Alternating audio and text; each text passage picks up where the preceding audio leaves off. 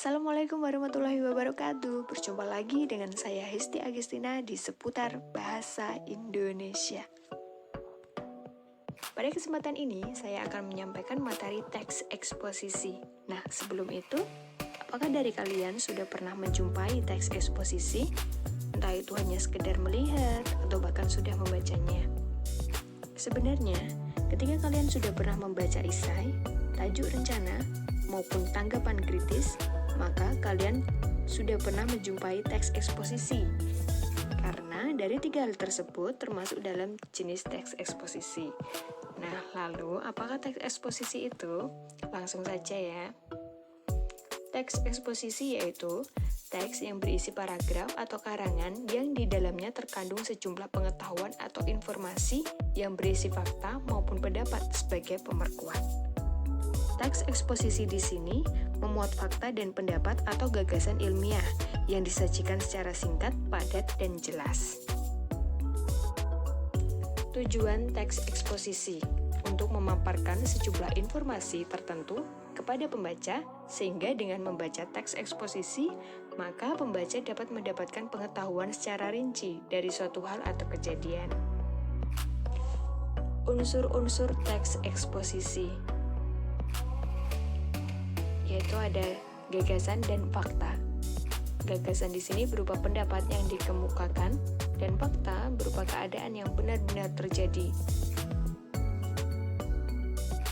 Nah, gagasan sendiri yaitu contohnya virus corona sangat berbahaya. Nah, ini termasuk gagasan maupun pendapat dari beberapa orang.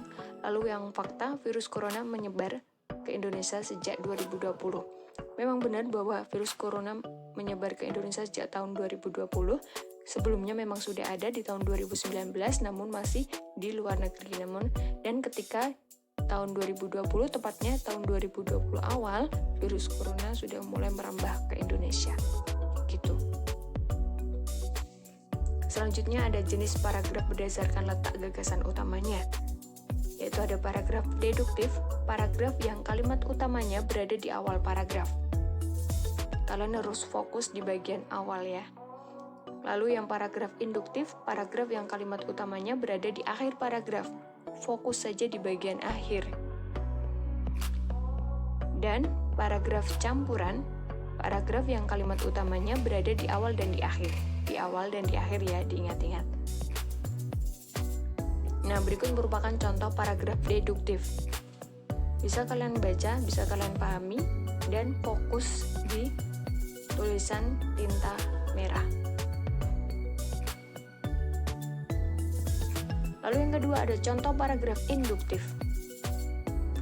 Fokus di tinta merah di kalimat terakhir.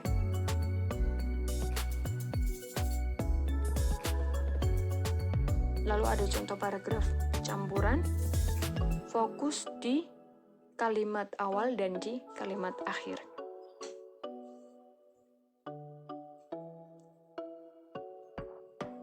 Menuju pada kebahasaan teks eksposisi, ada konjungsi, bisa disebut juga dengan kata penghubung. Nah, sebenarnya konjungsi dibagi menjadi beberapa jenis, yaitu ada konjungsi waktu, konjungsi tujuan, konjungsi penjelasan, konjungsi perbandingan, dan lain sebagainya. Namun, di sini saya ringkas atau saya rangkum menjadi satu. Dan di sini ada beberapa contohnya, yaitu ada dan, serta, oleh karena itu, kemudian, selanjutnya, bahkan, sebenarnya. Dan kalian bisa mencarinya yang lebih banyak lagi berdasarkan pengetahuan kalian masing-masing. Pronomina atau kata ganti.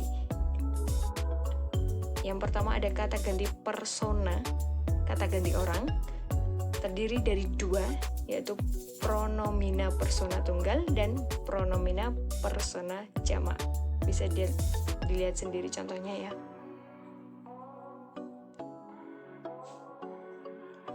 Lalu yang kedua ada kata ganti non persona, yaitu kata ganti bukan orang.